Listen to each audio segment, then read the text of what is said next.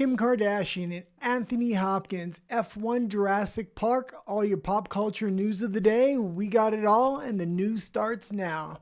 Let's get right into the first article with Anthony Hopkins and Kim Kardashian. And I thought this was more of an advertising campaign and maybe set up by Kim Kardashian more than anything else, but it was pretty interesting. And I had a funny clip to go along with it. The problem with the clip was, I don't know if we have sound today. So let's get into the article though. From Ola, Anthony Hopkins pokes fun at Kim Kardashian's face shapewear. Experts reveal if this is another viral beauty gimmick. Okay, let's go into it a little bit. And this is a new head wrap meant to reshape your face that you wear at night, which is a little bit insane. But when it comes to beauty, women will buy almost anything. If you've spent any time scrolling through beauty TikToks or Instagram Reels lately, chances are you've seen someone strapping on a tight face wrap promising a snatched jawline, lifted cheeks, or even slimmer face, all without setting foot into a clinic. Dubbed face shapewear, these stretchy compression bands have gone viral with bold before and after claims, often featuring influencers boasting overnight transformations. Yeah, I don't see any way, shape, or form this thing is actually going to work. I mean, maybe it can compress you. So in the morning, everything seems a little tighter, but within a few minutes, I would expect it to come off. Just like when you kind of lay on a pillow and you get the marks of the pillow in your head, I would think it would be the same concept. They go away fairly quickly and it's not a permanent change. If anything, I would say this isn't good for you because it doesn't let your skin and other things breathe properly. But what do you think about this product? You're a female, so. All this is ridiculous. It's coming from Chinese and Korean style beauty products, which, I mean, we know they mostly don't work, although some Korean beauty is good. But, I mean, obviously Anthony Hopkins has taken the opportunity to channel his best Hannibal Lecter. So yeah, this was a funny clip and it is going fairly viral. That being said, I would think maybe he was paid to do this. I don't know if he was paid. Kim Kardashian very often gets what looks like organic viral campaigns that aren't necessarily always organic for a lot of her products. She's very media savvy. Okay, let's read a little bit about it. More? Yeah, I'm interested. This is the top story for today. People are so intrigued by the topic that even legendary Anthony Hopkins revisited his iconic Hannibal Lecter role. Oh yeah, like I said. From The Silence of the Lambs, poking fun at Kim Kardashian, who recently launched a compression garment designed to shape and sculpt. Social media users have since compared the beige face wrap to Lecter's famous mask. And I think even she's doing it. I mean, if not getting Anthony Hopkins to do this, and I don't think he paid her, she paid him. But I think she's doing this just for the viral attention of it because it did become like a thing on TikTok, but obviously it doesn't work. Okay, let's keep going into it. Oh, more? Yeah, I'm trying to talk more about the articles rather than skip through. All jokes aside, many wonder if any science is behind this hype. We spoke to a top facial expert to get the absolute unfiltered truth. Spoiler alert, the answers are pretty unanimous, and the short-term glow-up might come with hidden downsides. And that's kind of what I was saying. And that, I mean, just common sense would have you think that these kind of things aren't good necessarily for your body, your face, or your skin. Face shapewear isn't delivering the long-term sculpting results that social media often implies. In fact, several stress that it's more of a cosmetic placebo than an accurate contouring tool. Face shapewear usually refers to compression wraps or masks that claim to lift or sculpt the face. When people say it works, they're typically seeing a temporary reduction in puffiness or slight tightening from fluid redistribution. Ew. It's not actually reshaping the structure of your face. Yeah, you do have a lot of fluid in your face. That's the thing. People don't understand when you're sick. If you massage your face, you can get a lot more sick. Also, that being said, I would think the next maybe trend would be these invisible facelifters that are very popular in Korea. Yeah, I mean, these girls pop up on my TikTok that are extremely ugly. Then they put these things that just stretch their face back. They put all this makeup and they literally look like a different person. You have TikTok? Or X, yeah. And there's also a lot of trending with like face tape, or women tape their faces at night. Yeah, that was kind of also ridiculous. Just accept the way you look. If there's something you really, really don't like, maybe change it. But I'm still against plastic surgery even. So. Oh, you're the one talking. You wanted plastic surgery for your nose. For the longest time when I was younger, I wanted to. Then you found me and it made you feel comfortable with yourself. Sure. What other crazy beauty trends do you know? Because you're a woman, you know more than me. Maybe you'll say something that shocks me here. Other than face tape, and I mean, obviously, everything that has to do with plastic surgery and the insane stuff people inject and take out of their faces, not really anything. Well, just the makeup trends are pretty crazy. Sometimes I see makeup. I guess they would be makeup artists, but they can make themselves look like a different woman. A woman with and without makeup. It's crazy. And that doesn't mean you should, break up with a woman just because she looks different with or without makeup. Yeah. But Okay. Well, do you think women it is a way of disguising who they really are when you first meet somebody, or no? no. It's because we use a lot of makeup. No, but still, like, Okay, well, number okay. one, I don't use a lot of makeup. I use makeup properly, I think. I mean, you can have a girl with a ton of makeup, eyelashes, hair, all kinds of other things like weave, and then when you take all that out, they almost look like a man. But that's usually normally what most women look like. It's just we've become accustomed not to see them that way. I do think, as I always say, and as you've said before too, beauty and looks should not be the first thing you're looking into a partner you're going to settle with. Yeah, well, not settle with, but the beauty very often is the first thing that is going to attract you to somebody. So it's going to make you have that initial connection or that thing that makes you approach that person. But a lot of people can't put that to the side after, and they just continue to chase beauty.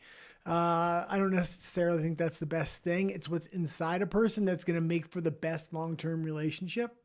So, okay, let's go into this Superman crushing Fantastic Four box office. And I think they missed an opportunity here. From Cosmic Book News, Superman continues crushing Fantastic Four at the box office. Okay, let's go into it a little bit here. James Gunn's Superman continues to crush Marvel's Fantastic Four at the box office as of Wednesday. Fantastic Four drops after a strong start. Fantastic Four came out strong, nearly beating Superman's opening weekend, but quickly lost momentum as the weekend progressed. Expectations that fans who missed Fantastic Four due to Comic-Con would lift its box office also have come up short. And no, the excuse that Superman had... Okay, let's pause it really quick here. And it says it's only had a 66% drop off from the first week to the second week. That is a big drop off, but Jurassic Park had, I believe it was a 70% drop off. The difference here is the numbers in the first week were already dropping off from Thursday to Friday to Saturday. So every day, Fantastic Four was dropping off more and more. Therefore, the second week drop off of 66%. If it would have maintained a normal box office for the first full weekend, it would have been like a 75% drop off. But because it already dropped off in the first weekend, it had less room to drop off. And because I haven't seen that, I mean, I have in the independent media circles and YouTube and, that Park Place, etc. I have seen a lot of criticism and controversy surrounding Fantastic Four, but in the mainstream media, they've been trying to puff it up as much as they can, and it's still not working, which means maybe the public actually really is sick and tired of this. Well, yeah, and I was saying they should have went, Superman, new Fantastic Four was coming out like 2 weeks after they released. That means Marvel was going directly after their box office and trying to make their longevity a lot shorter. I thought Superman should have came out with a second marketing campaign, or should have held back some of their initial marketing campaign to go directly after DC in the independent media, where your dollars can go farther, to put Superman up against the Fantastic Four. I think Superman's a much stronger character. The movie ended up being a lot better than Fantastic Four. It would have been a good move to start sparking a rivalry, and then keep that rivalry going between DC, Marvel, between James Gunn and other directors, between actors and other actors in the Marvel series compared to DC. I still think it's a good opportunity for a rivalry. I see why both companies don't kind of want to do it. Disney and Marvel are on the downward slope. DC seems to be doing the right things. They just need to do more of it. But DC doesn't have the marketing budget that maybe a Disney has, so they don't want to go head to head. But they need to go ahead and take the risk at this point. Big risk, big reward. Okay, let's read a little bit more, and we'll talk about the drop-off percentage numbers here. No, the excuse that Superman had early Prime Video screenings doesn't hold water. Those fans were always going to show up on opening weekend anyway, and then there's an update that it's Fantastic Four is facing a massive 66% decline. in its second weekend compared to Superman's 53.2%, and then update to Superman flies past 550, leaving Fantastic Four in its wake. Yeah, I still think Superman's gonna have to make more than 550 million to make its money back is the thing, and this is the problem with these big budget movies. We'll kind of get into this later with F1. F1 I think is approaching around 750 million. But we'll talk about that in a bit with one of the further articles in. Let's go into the WNBA right now, though. And Rafa says good morning, so good morning, Rafa. Good to see you, Rafa. From Women's Fast Break, WNBA fan ejected after mocking player for losing win during game. After Phoenix Mercury guard Kaylee Cooper lost her wig mid-game, a fan in attendance got tossed from the arena for mocking her. Yeah, this is just a little bit crazy. And I used to do jiu-jitsu. There was women that would do jiu-jitsu and things like that. You expect women not to wear makeup, massive hair extensions, fingernails, rings, earrings, things like this. Now they're taking out their earrings, but a lot of this stuff should not be allowed on the court. A ton of these WNBA players are wearing these weaves that are going like down to the ground almost, and they're having to put them up, and it actually compromises not just the player, but other people on the court as well. Men are very strict when it comes to rules and regulations on the court. Women's basketball, it doesn't even turn a profit at this point. They have to stop the entire game when somebody's fake weave falls out. This is crazy. And then, of course, you're going to get made fun of by the fans. It would be natural. Well, the hair isn't. Well, yeah, the hair isn't. But fans going after players on the court, like Spike Lee going after different teams that play the New York Knicks, is legendary. They go after these players hard. The fact that these NBA players are going to get their fifis hurt and they got to eject not players from the game, but fans from the stadium. This is crazy. Let's get into it. An unexpected timeout was called in the July 26 matchup between the Phoenix Mercury and Washington Mystics when Phoenix guard Kaylee Cooper experienced a mishap mid-game that was quickly shared across social media platforms. Late in the third quarter, with the Mercury on offense, Cooper made a sharp move around a teammate's screen to get open. No idea what that means. But she drove toward the perimeter. Her wig got stuck on Mystics guard Jade Melbourne in the chaos, slipping off and falling to the floor. Yeah, and before we go any further, and this goes into like male sport as well, if women want to be treated equally, they got to play through the pain. When guys get their teeth knocked out, they'll literally spit the tooth out if it's an important game and just keep going and wait to the end of the match or anything else in order to try to fix or address the issue. Winning the game is more important than a tooth or your weave. Let's see if it plays. I don't know if it will. And there it is. Her wig fell out. She picked it up off the ground, and now she's running off the court. This is absolutely insane. Look at this. Like, what's going on here? The whole game has to stop. Then somebody made fun of her. So then the fan gets kicked out of the stadium. This is insane. I mean, you're kicking your own fans out of the stadium at this point, and you barely have any fans. Okay, let's read a little bit about the article. I do want to see what happened with the fan exactly. So she quickly turned around and grabbed the hairpiece and headed towards the locker room as official paused the game and called the timeout. Oh no, the game's broadcaster sat on the call, reacting live as the moment unfolded. Oh no, she's going to head to the back. Oh no. The moment was out of the ordinary, and while most in attendance did not make a spectacle of it, one fan mocked the situation. Cooper's teammates had gathered around officials, pointing out the offender. So they got tossed after lost the wig. They made fun of her for the situation on the floor. The refs and officials can be heard saying to each other, and the arena security confronted the man and escorted him out. This is insane. You have literally sections with signs and people that just trash talk. That's what they do. That is part of the entertainment of sports, not for just the people in the stadium, but people at home very often watch some of these trash talkers on the sidelines. They can affect the game, which is important. These players need to be able to block them out and continue to play. There was something else I wanted to And then say about. apparently this was not the first slip up Cooper had with her hairpiece though during the Well, one 2024 second, Paris and Olympics. it's not just Cooper. It's Angel Reese has a ton of fake hair, and what's gonna happen when like it's very important at the end of the game. You're trying to stop the gameplay every second and get the ball tossed in if you're trying to come back. Now that being said, what happens if you just have a player with a bunch of long fake nails and hair that's not put in properly, so the hair will intentionally fall out or a nail will intentionally come off? Are they just gonna stop the game every time? It would be a way to manipulate a comeback at that point. They can't be stopping the game for when wigs or nails are falling off here. True. And apparently at the 2024 Paris Olympics, Aces star Aja Wilson was seen helping Cooper adjust her wig after a spill she took in a game overseas. Okay, this is just the WNBA keeps popping up in the headlines for all the wrong reasons. They want to get paid the same, but they don't want to play the same. And they want to kick their own fans out of the stadium, and then they're wondering why it's not profitable to revenue share in the WNBA like it is the NBA.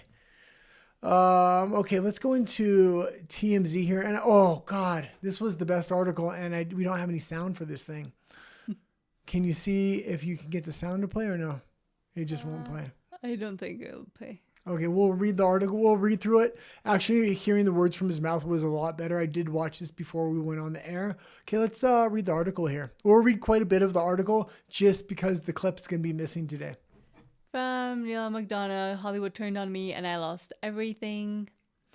Neil McDonough says I think that's how you say his name, says he lost everything after being blacklisted from Hollywood, all because he refused to kiss another woman on screen. The Yellowstone actor discussed the low point in his life in the exclusive preview clip of Wednesday's Nothing Left Unsaid podcast obtained by TMZ. Okay, let's pause it here and talk about this a little bit. In every contract that he had it put into the contract, not because his wife wanted it put in, but because he wanted it put in. I believe he's also highly religious.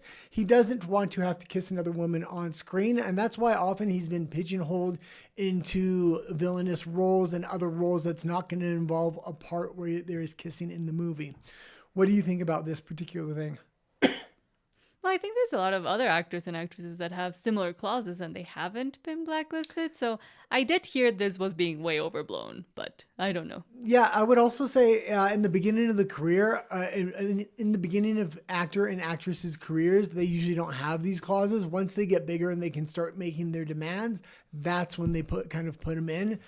And he said he wasn't able to get any roles for a couple of years. I would suspect it would have to be more about his outward religious beliefs, some of the conservative content and studios that he's worked with. This created probably a backlash in progressive Hollywood, and they did blacklist him for that. Him saying it's because he's not kissing somebody on the screen, I have a suspicion it's for a lot of other reasons that are probably even more controversial, but he doesn't want to say those reasons because maybe he doesn't want to get backlash at certain studios he maybe wants to work with in the future. So for religion, more likely, you're saying? Yeah, I'm thinking it's more for religion and the religious studios that he's worked with, such as Angel Studios. And, oh God, did he work with the Daily Wire? I don't know. Okay, I know he was in a couple Angel Studio films though, which Last Rodeo being. Yeah, and Angel Studios really pissed off mainstream Hollywood because they had alternative, not only marketing campaigns, but they were really innovating in the industry by having pay it forward tickets. So people from a lot of church groups would buy tickets in mass, which would overstock a lot of the theaters and outsell mainstream studios. Mm-hmm. Let's read a little bit more about this. And or you can go down a bit. Okay. Neil tell host Tim Green and Tori Green his work ran dry for about 2 years because Hollywood wouldn't accept his boundary, and the deep plunge in his career took him on a tailspin. Oh, his wife makes him look like a little guy, doesn't she? Yeah, I mean, short king. And he's in boots. I'm short, so I identify. He says he took up drinking and lost his identity before his wife, Ruth McDonough, helped him find his way out of the dumps. In the preview clip, he doesn't specify when he went through these rough times. I mean, it could also try to be an excuse for him having a drinking issue. Yeah, saying, it was because I can't kiss people. A lot of actors, once their career hits a snag or they're unable to get roles, and I would expect this to happen a lot more with the downsizing of studios and the innovation of AI, but a lot of actors do turn to drinking. It's good to hear that he was able to clean up and get off alcohol. Alcohol really is that gateway drug to depression, to other drugs, to downward spirals in your life. I used to drink extremely heavy for a large portion of my life. I've been drinking in quite a few years now, and you haven't drinking even longer than I have. Yeah, I've been sober for more than 9.5 years, and you somewhere close. Somewhere close to that, yeah. And my life is just so much better now that I don't drink. So yeah. Yes. Times have changed, and he even released a new project in May, The Last Rodeo, that sees him kissing a woman on screen. How did he move past the hurdle? His real life partner jumped in to play his wife. So that's one way to solve. Oh, that's great. That's great. Maybe now that I didn't read this article beforehand, I watched the clip though. Now that he's got his wife to actually be in the movie, maybe this was an excuse to get his wife into the movie, and it makes for good promotion for the movie. And because he has a natural conservative and religious following, a lot of people within that segment of society are going to like that story. It's kind of a heartwarming story. Oh, he got his wife in the movie because that's the only woman he can kiss.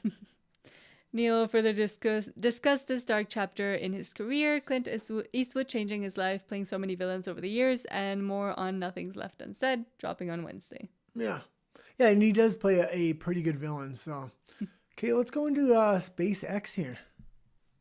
From ABC News, SpaceX delivers 4 astronauts to International Space Station 15 hours after launch. SpaceX has delivered a new crew to the International Space Station in just 15 hours. Yeah, and I seen this headline pop up. I haven't had a chance to read through the article. I think we'll do it together, but I did bring it up.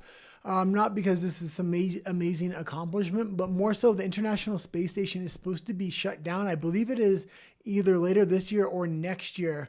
And the Chinese space station is going to be the only thing up there. So this is going to be interesting. I also have an article to go along with this one directly after, talking about a space elevator.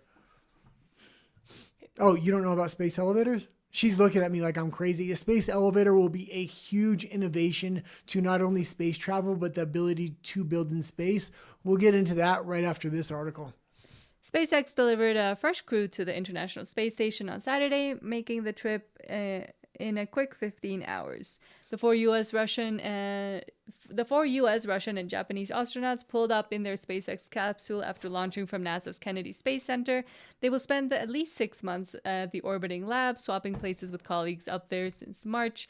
SpaceX will bring those 4 back as early as Wednesday. They also brought back some other ones that the U.S. had left stranded up there. NASA's having a ton of time getting their astronauts to and from the space station. It's no wonder that they're going to shut this thing down.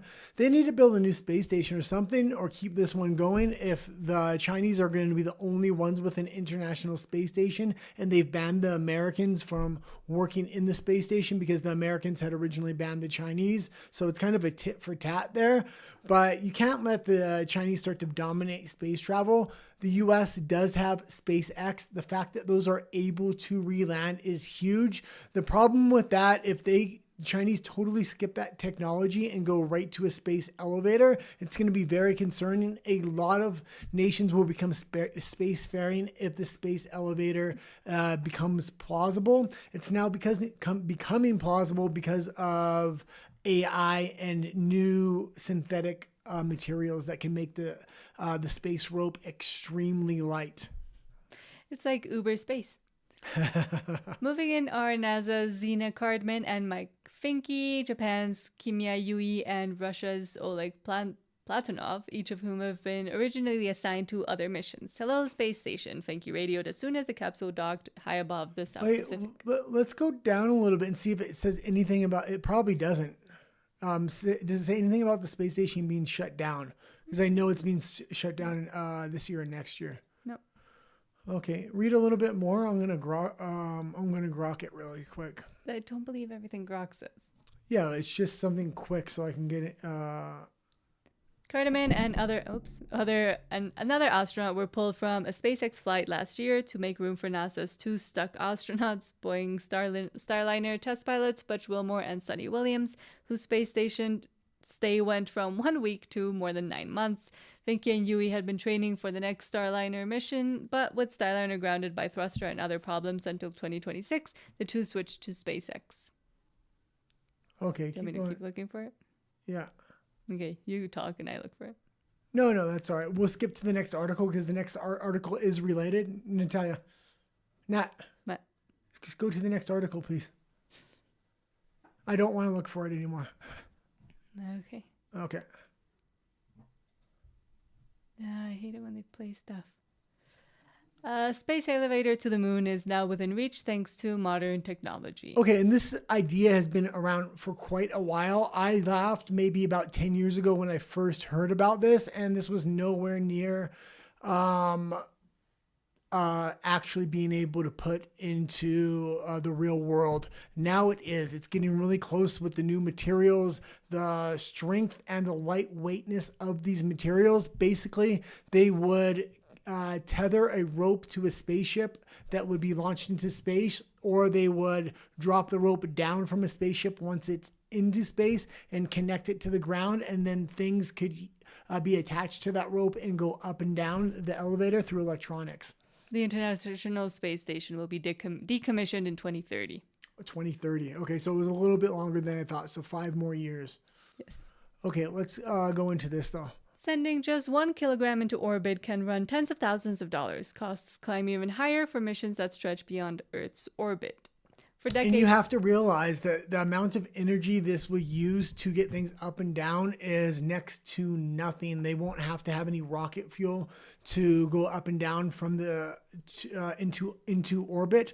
Also, the other option, which they're doing, is they're slinging spaceships into orbit. I believe France is the one that has that contraption right now. That also takes a lot of energy, and there's a lot of issues with that particular project. This would absolutely change space travel if they can get this thing going, and it seems to be getting a lot closer. For decades, the staggering cost of escaping Earth's gravity has limited our reach into space. Sending just 1 kilogram into orbit can run tens of thousands of dollars. Costs climb even higher for missions that stretch beyond Earth's orbit, especially those aimed at the moon or farther. A bold new concept could change that. Researchers Sefer Penior of the University of Cambridge and Emily Sandford of Columbia University have proposed the Space Line, a lunar space elevator that may cut costs dramatically. Their idea, outlined while working at Cambridge and Columbia, reimagines how we get from Earth to space. From rockets to elevators, rockets work by pushing fuel out to create thrust. This requires heavy loads of propellant, which adds expense and complexity.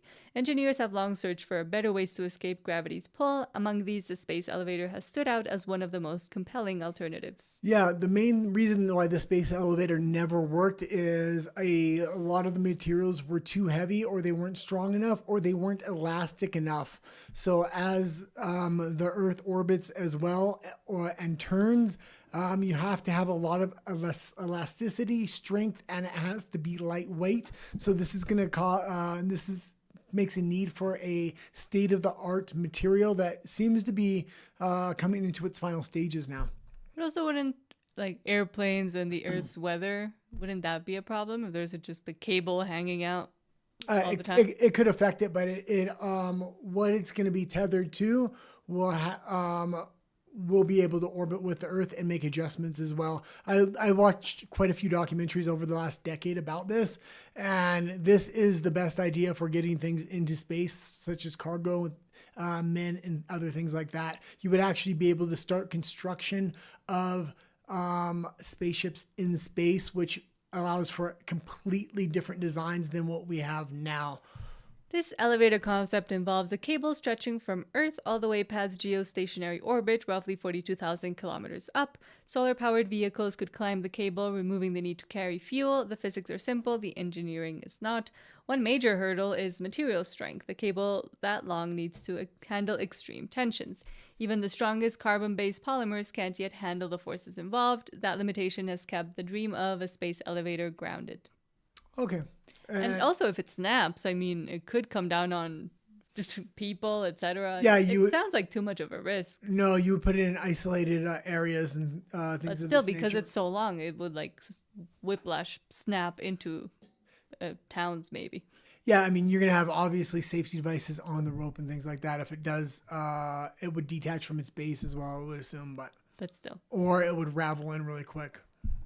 Okay. And Rafa says, have you looked into the chance of uploading your awesome content, thank you, to the YouTube Music podcast, and maybe you could try Spotify? Yeah, well, we have trouble just keeping up with what we're doing right now. But we do, like, the next step or what we want to go into is more X. X seems to have the largest amount of growth. So if we can put clips on X or just even make posts on a daily basis on X, it's going to help the channel the most with a lot of the research. If we do go into another platform, it would probably be Twitch. Twitch is, other than TikTok, which Nat absolutely hates, Twitch has the most market share. We originally chose to go to Rumble because it was the most free speech platform. And a lot of the reasons we started these channels was to talk about topics now and in the future that may be censored. The problem with it, Rumble has an extremely small market share, so it doesn't do much in the way of monetization, such as Twitch would do. And I also know that YouTube Music and Spotify, and I don't know if Apple Podcasts, but all the podcast platforms mostly now support video. I don't know if you have to be a special tier of creator to get that option, because I haven't really looked into it. But I don't know if we're podcasty enough for that. That's the main thing. Yeah, and I don't think our audience is necessarily big enough yet. We're still just trying to reach monetization for this English channel. The Spanish channel is a lot bigger, but it makes it a lot easier to do cross platforms once you already have a base audience that can kind of follow you over. My voice is going out today. I sound like you did the other day. And Rafa also says, imagine the possibilities. We could import cheese from the moon easily. Well, I don't know if there's any cheese on the moon. It's supposed to be hollow from what I hear. But I also know that, back to the podcast, etc., if we were to put the lives, I think, like mark them as podcasts on YouTube, like our YouTube channels, then I think it automatically goes into the YouTube Music podcasts. But again, I don't know, because I consider these shows, not podcasts. I kept telling her it's a podcast. She hates the idea of calling something a podcast. Because a podcast is people sitting down talking more like seriously, I think. Okay, she has a different idea. Random she has a different definition of what a podcast because is. We're doing to the news. Because we're trying to do at least kind of news. That's podcast. More of a show because it used to be. PBD is a podcast as well, and it's all news. No, but they're bringing in a guest and sitting down with them and interviewing them. That's why you're my guest. Do you feel special? Wish I wasn't. No. Okay, let's go into this. Is has a little bit to do with space because Elon Musk. That's kind of why I put it here, and this was really good to see. Because this would have became a big controversy if he didn't get this money. Let's go into it. Tesla awards CEO Musk millions in shares valued at about $29 billion. Tesla is awarding CEO Elon Musk 96 million shares of restricted stock valued at approximately $29 billion just 6 months after a judge ordered the company to revoke his massive pay package.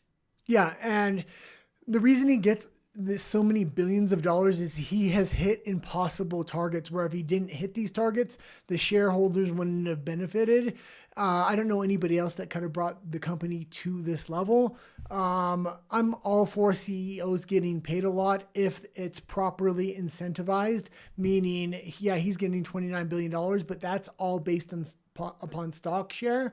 The original value of those were far less. The shareholders make a lot of money because he makes a lot of money and he's able to hit these targets. And he's integrating a lot of his companies together. So there's a lot of shared effect. If they don't pay him this money, he's going to isolate Tesla out and the stock value is going to begin to drop. Also, he's highly connected to the government now. So he's going to get a ton of government contracts. This was originally taken away by a Delaware court, I believe. A lot of companies are incorporated in Delaware because of the tax laws and other things of this nature. That being said, this had a huge add-on effect of a lot of people pulling out of Delaware because of a lot of politics that was being brought into different court cases. Rather than following the law, they were being punitive based upon your politics. Okay, let's continue to go in here. The vehicle maker said in a regulatory filing on Monday that Musk must first pay Tesla $23.34 per share of restricted stock that vests, which is equal to the exercise price per share of the 2018 pay package that was awarded to the company's CEO. In December, Delaware Chancellor Kathleen St. Jude McCormick reaffirmed her earlier ruling that Tesla must revoke Musk's multi-billion-dollar pay package. She found that Musk engineered the landmark pay package in sham negotiations with directors who were not independent. Yeah, none of this was true. I was keeping up with this case a lot back in 2018 when this thing came up. It's taken 4, 5, 6 years for this thing to go through the court system multiple times. This had major implications on a lot of business within the United States. A lot of companies left the United States totally. Other companies left Delaware. Delaware was the number one state people would incorporate in because of the laws. And they were stepping in because they thought CEOs were getting paid too much, not understanding those CEOs were getting paid that much because they were hitting quotas that were almost impossible to hit, which had an add-on effect to everybody that had shares in the company. And you have to remember back in 28 from I think he started in about 2016, so he would have got that payout in 2018, 2015, 14. The company wasn't nearly as big as it ended up being in 2018. And when they set those goals for him, they said there was no way he was going to be able to hit those, and he hit them fairly easily. At the time, McCormick also rejected an equally unprecedented and massive fee request by plaintiff attorneys who argued that they were entitled to legal fees in the form of Tesla stock valued at more than $5 billion. The judge said the attorneys were entitled to a fee award of $345 million. The rulings came in a That's lawsuit. still a crazy amount for a lawyer. Yes, the rulings came in a lawsuit filed by a Tesla stockholder who challenged Musk's 2018 compensation package. The pay package carried a potential maximum value of about $56 billion, but the sum has fluctuated over the years based on Tesla's stock price. Yeah, and there was talk about Musk stepping down at that point, and if he would have, the company would have probably ended up collapsing. And it was a shareholder. You don't have to own a ton of stock. He just had to own some shares, and you were able to bring this lawsuit because Musk is such a divisive figure, and they knew in Delaware the court system was starting to get very political, that there was a good chance a judge would award against Musk because of politics. And that's exactly what kind of happened. It's good to see that's been overturned now. Let's go into the next article. I think this is the last article of the day here. From Variety, Jurassic World Rebirth surpasses $750 million. F1 becomes Brad Pitt's highest grossing movie ever. Really? Hold on. And that's what I said when I first read it. Then I thought about it. I was like, oh yeah, that makes sense. How? Brad Pitt doesn't necessarily do these extreme $500 million budgets movies. What movie has he done that's a $500 million budget? He doesn't do these extreme movies that cost a lot to make that, yeah, they might make $50 million or $100 million. I didn't say the most profitable movie he's ever done. It said the highest grossing movie. If it takes $500 million to make, that means they have a $250 million marketing budget. They're having to make an extraordinary amount of money, not even to be that profitable. So yeah, it's the highest grossing. It isn't the biggest box office ever. Okay. So it's not the biggest, the most profitable ever. Not Ocean's 11. What else has he been in? Why can't I think of things he's been in? Fight Club, Ocean's Benjamin 11. Button. That Benjamin was huge. Button. Well, that one was big. I'm thinking of money-wise. Yeah, but it didn't cost that much to make the movie. Therefore, the marketing budget was a lot less. That one had a lot of VFX. Not like F1. Have you seen the making of F1? No. This thing was insane. We still haven't gone to see it. It was a 2-year process just to do the filming at the tracks. I want to go see it. Okay. Let's read into this. Oh, yeah, Rafa says Troy. Exactly. Troy was huge in like how much it cost. Not compared to F1. It used to be one of my favorite movies, embarrassingly enough. When you have a movie that takes 6 months to film compared to over 2 years to film. But Troy took a long time. No. Yes. Why don't you look it up on Grok right now while I talk a little bit about Jurassic I don't look Park? things up on Grok because it doesn't work. Just make it quick. It will give us a general idea. Grok's always lying to her. She thinks I'm always lying to her too. She's getting crazy in her old age. Okay, how long it took to film, or what am I looking at? Yeah, how long it took to film. Okay. 8 weeks. Wait, Troy took 8 weeks to film? Yeah, the main filming period. Okay, so 8 weeks compared to 2 years? Think about it. Yeah. Oh, wait, it took more than 6 months. Okay, come on, let's read into this article a little bit here. Fine. Jurassic World Rebirth keeps roaring at the box office with ticket sales clearing the 750 million milestone over the weekend. Yeah, and that seems like a lot of money. And again, that's a big grossing movie. Is it profitable? We don't even know if it's profitable at this point with the amount of money that went into Jurassic Park, from how much it cost to make to the marketing budget and to a lot of other things that went into this movie. So at this point, it's hitting profitability. But for a movie to have to make $600 or $700 million in order to be profitable, this is insane. Universal's Dinosaur Temple, which rebooted the prehistoric series with Scarlett Johansson, Jonathan Bailey, and Mahershala Ali at the helm, has grossed $766 million globally after 5 weekends of release. It's one of 3 Hollywood films this year: Disney's Lilo and Stitch with $1 billion, Warner Brothers' Minecraft movie with $955 million, and are the other two to clear the 750. Wait, what's the other two? Lilo and Stitch and Minecraft. Oh, okay. To clear the 750 million mark so far. International audiences have been particularly enthusiastic, with overseas revenues contributing a massive 488 million to the total bounty. The United Kingdom and Ireland 42 million, Mexico 34 million. Oh look, they mentioned us. And Germany 28 million ranked. Mexico is becoming a big movie market territory. because the middle class and the upper classes, number one, are growing, but movies here never really hit a slump. People love movies. Theaters are booming here. Also, that being said, if we look at these movies that did well this year, people would say they're all kids movies. Kids movies typically always do well, but there's a difference here on what kinds of kids movies are doing well. The type of kids movies that are doing well are the ones that not only have an opportunity to hit the kids market, but also have an opportunity to hit another market, such as the adults or teenagers. What do I mean by that? Minecraft specifically had a viral marketing campaign that hit teens and young adults hard. And then you had kids that also wanted to go watch that, which would bring their parents. On top of that, Jurassic Park is going to appeal not only to kids, massively to kids, but an adult that's having their kid pester them. And it's between Care Bears and Jurassic Park. Jurassic World.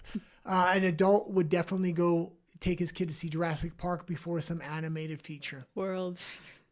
Jurassic Park are the old ones. There's 2 things she always corrects me about, and that's Jurassic. No, there's like 4. I always say Jurassic Park instead of Jurassic World, and then Henry Cavill. I never say it right, and she always has to chime in, and it absolutely pisses me off. And Ron DeSantis, and he says Ron DeSantis. Yeah, I don't even talk about Ron DeSantis anymore because the way she used to correct me so much. Because you say it wrong.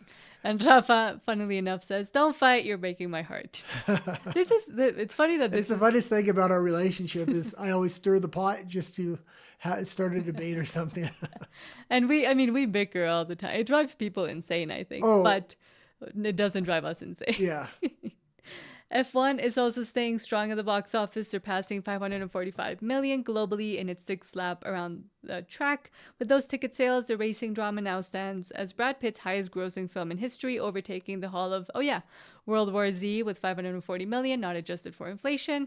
F1 had long overtaken Martin Scorsese's Killers of the Flower Moon, 158 million worldwide, and Ridley Scott's Napoleon, 221 million, as Apple's largest theatrical film ever. Yeah, and this thing did take a long time to shoot. And now this wasn't primary shooting, but they did a lot of pre-shooting at these tracks and at different events. And a lot of this took a lot of money, and they had a lot of sponsorships with this movie to kind of share the cost because of the amount of time for shooting, for post-production, for the new innovative type of cameras and VFX they were using. They were trying to use a ton of practical effects in this thing. Okay, that's it for today. Do you have anything else you want to talk about? I kind of wanted to talk a little bit about your Mexican depopulation videos. Oh, it is funny that you just said, Mexico's middle class is growing, but in general, the population is decreasing. Yeah. It was weird because she released a video in English, which actually did really well on this channel about the depopulation of Mexico. Go watch it if you haven't. It's starting to pick up a lot of traction. Actually, I was surprised. And then you released it a few days later on the Mexican channel Today. And the comments in the two, one's an American audience or primarily American audience, and one is a primarily Mexican audience. And the contrast in the comments are starkly different. Yes. Part of this channel is I've lived half my life in Canada and the United States, and I now live in Mexico City. And I think it's very important for a dialogue to happen between the citizens of these countries, because a lot of the things we want are kind of human things that we all want. We all want freedom. I mean, I used to live in Canada, and a lot of people would put Canada above Mexico, but Mexico at this point has more freedom than Canada has had in a long, long time. And Canada is headed in the exact wrong direction. Although Mexico may be headed in the same direction, it's moving at a much slower pace, and there's a lot more chaos. So you get chaos through freedom somewhat. Freedom through chaos. Yeah, freedom through chaos. America kind of stands in the middle as a bipolar child. One term you'll have Biden, who's going full-fledged towards censorship, wants to be Canada basically, and in the next phase you'll have Trump, which is much more freedom oriented, going their own direction, which I like to see. But there's also a lot of digital ID, digital currencies. The digital gate is being formed by Trump, so if another administration does get in there, those things that have been invested in and put in play could turn America really dystopian, much like Canada is currently turning as well, with the MAID program that's medical assisted in dying Assistance. and other policies in Canada. Medical assistance in dying. But the Americans really did not like that Mexican population Well, they liked it, but in a different way. I think also because of the media and because of the specific migrants, and someone had a very good comment saying that, yes, I mean, usually it's the poorer people that move to the US who look a certain way as well, because I did get a lot of comments saying, oh, you don't look Mexican. And then I'm thinking like, well, people from Guadalajara, we were conquered by Spain. We had a lot of migration from other parts of Europe, et cetera, et cetera.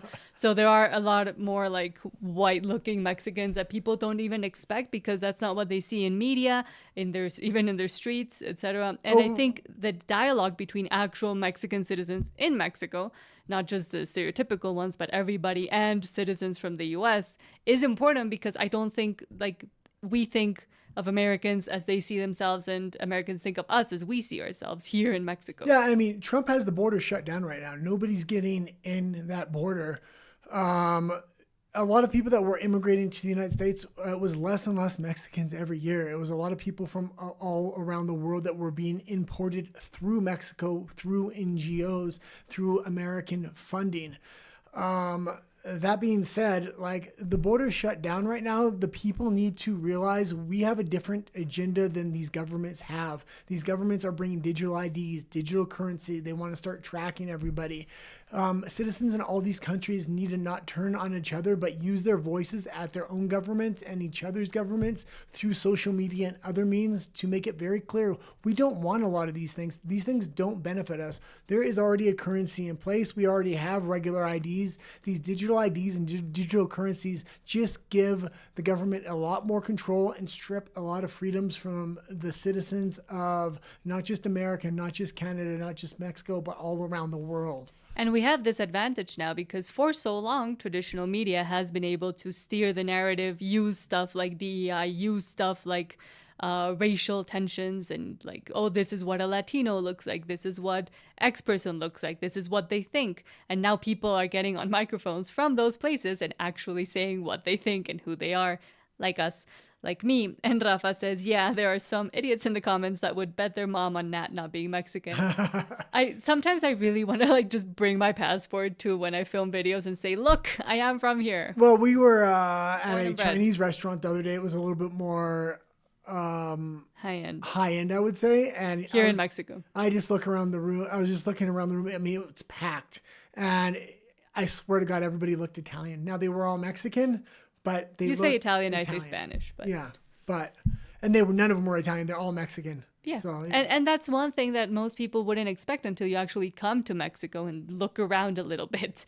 And especially if you go to the northern states, I mean, you would think you're in the US basically, almost. yeah, and I would also There's a lot more variance. And again, we're a much older country than the US. We have a church like near where we live that's older than the United States. It's from 1650 something. So yeah, and I didn't know the biggest pyramid in the world is actually like an hour away from us. It's twice the size of the Egyptian pyramid by mass. Yeah. That being said, I was also going to say the Americans may be riding high on their horse right now because they got Trump. And yeah, he is fixing a lot of things. I like what he's doing, but you also have to remember he may not always be in office and things can change.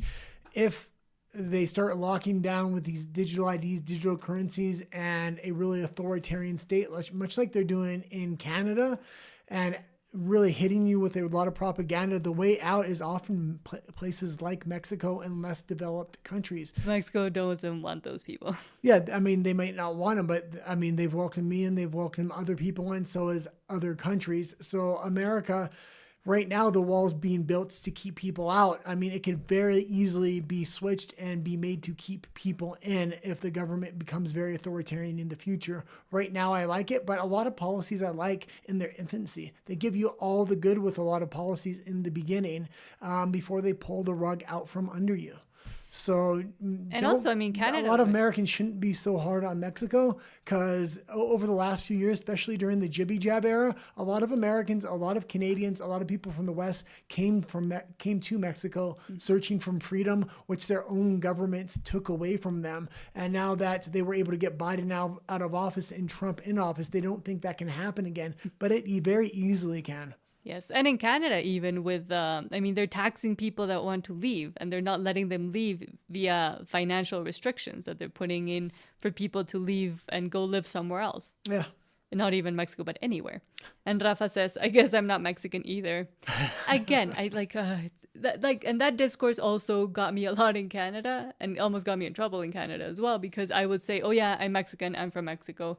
And until I spoke Spanish or I kind of proved it to someone, especially when I was trying to get a job because they wanted to, hire more international diverse people, and I would walk in and they wouldn't be that happy with how I looked because I don't look like the poster child for diversity. Well, there is a big propaganda campaign that's a lot of this is being brought by the Chinese government through archaeology. They're digging up old bones, they're DNA testing them. They say, oh, these are actually originally Chinese people that migrated to Mexico, so we're related. You have more to do with China than the U.S., and they're investing a lot of money into campaigns like this, which is insane.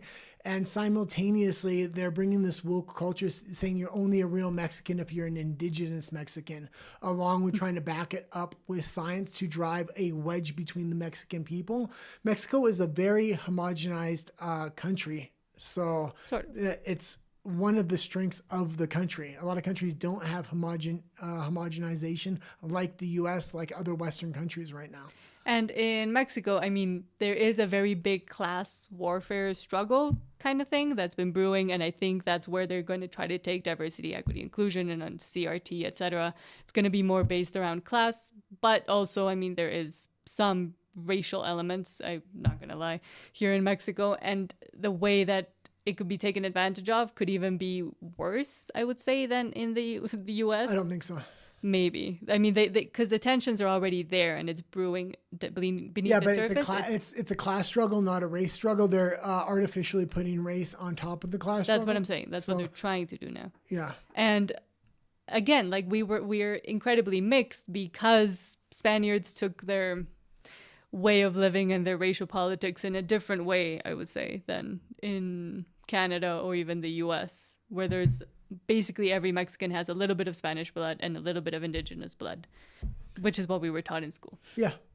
Okay, well, that's it for today. Thanks for tuning in. I'm here every Monday, Wednesday, and Friday. We have another show tonight, every Monday, Wednesday, and Friday. And then Nat has a show in Spanish on Nat and the Guy in Espanol right after our English political show at night. If you haven't subscribed, please do so. We're trying to get to 1,000 subscribers. It's starting to pick up, so we're getting a little bit of traction. Thank you, and we'll see you next time. Thank you, Rafa, for all your comments as well.